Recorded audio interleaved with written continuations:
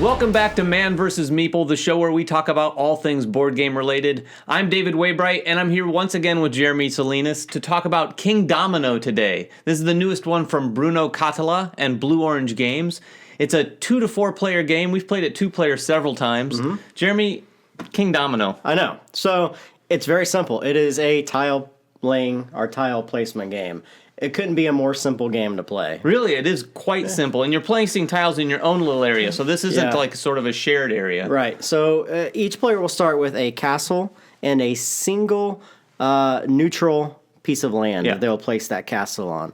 During the course of the game, you're going to be picking a tile, which is a 2x2 representation of different types of landscapes, and you're going to be placing these around your castle in a 5x5 grid. Now, you have to make sure that you place tiles within those specifications, because if you can't place, you have to throw the tile away. Yeah, you can't place the tile. Points. Each of the tiles has different types of landscape on it. On the back of the rule book, it tells you how these are dispersed. Some of the tiles are simply landscape. Some of them are landscapes plus crowns, which are basically the victory points in the game. Once the game is done and you have all the tiles placed, you're going to simply go through your area and count the number of crowns that are connected to other landscapes of the same type and multiply those crowns by the number of landscape tiles that you see there. Now, how the game plays is a little bit different. Why don't you walk us through how that This is pretty works? cool. So you're going to put 4 tiles out in a 4-player game, and then in turn order, each person's going to place their pawn on the tile that they want. Right. And then after everyone's placed, you're going to basically remove your pawn, take the tile, add it to your kingdom, and at the same time, put your pawn on the next place. So it affects turn order. So you may not want this top tile, right? But if you're really wanting next pick in the first pick in the next round, you might take the top tile and do with it what you can. Right. So the tiles are basically arranged from in numerical order from the lowest value to the highest value at the bottom. That's important for the simple reason that the tiles typically the tiles with the crowns come in later.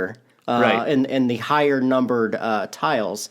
So picking later in the round means you get a later pick in the next round. Exactly. So you want to grab those points, but you want to make sure you're grabbing a tile that will get points from the tile that you're grabbing. And what's kind of cool is you see the 4 tiles that are out in the current round. Yeah. You see the backs of the 4 tiles in the next round, so you can actually see. So, for instance, if all 4 of the next tiles happen to be really low numbers, you still order them sequentially, but if they're all under 10, many of them might not have crowns on them at all. Right, and that's only done at the beginning of the game. Once you initially seed the board with the with your worker, you are going to turn all of these over as such. So every player then gets to see what's coming out next. Once you remove, you place it on another tile, and we'll keep doing that through the round. Each player is going to place the tile around their castle. Once these are placed, 4 new tiles will come out. You're going to put these in order of their numbers. Reveal. And then you're going to reveal those and then do the whole sequence again until all the tiles are gone. Now, there's 48 tiles in the game. You're going to play with all 48 in a 4-player game. You're going to play with half of that in a 2-player game. Right, and in a 2-player game, it's important to note, you're not just using 1 pawn. Each player gets 2. So you're effectively playing the same way, but with 2 pawns. Yeah. That's basically the game. I mean, it couldn't be more simple. It is a simple game, and this is a filler game for sure. Absolutely. We review a lot of heavier and meatier games on this show, and it's hard to sometimes to compare things like a filler to those games. But this is a pleasant little filler game. This took us, each game, 10 minutes. 10, 15 minutes maybe. Yeah. Certainly 10 minutes now that we've played it. And, I think it's a great game for that purpose. Is it a game that I'm going to go to my shelf and hey, let's play Kingdomino all night long? Probably not. But it's a great little filler game. Right. You also get some points at the end of the game if your castle remains in the center.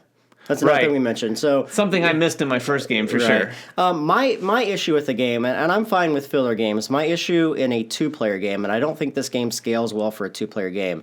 The reason for that is because there's 48 tiles in the game. Obviously, those have been calculated out to mean something in the game.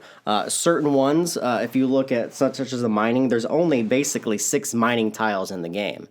And there's a variety of other different tiles. If you randomly pull out half of those tiles, you could be drafting cards with, say, just grasslands and never get a scoring tile that is a grassland. That's true. So then it's kind of just, did I know what was coming in and did I draft correctly, well, there's no future information on knowing what you're trying to grab. You could take something early, and even though you have those numbers on the back of the manual, they may not mean anything because the ones you're looking for may not be in your game game. So that's my biggest issue with the game. Other than that, it's quick to play. It's simple. It's a cool little family 4-player game. It's not something I'm going to gravitate towards personally. Yeah, it's not going to be something that people want to spend a lot of time thinking about thoroughly. Yeah. This is meant to be, let's just play this. Let's play it quick. Let's not think it out too much.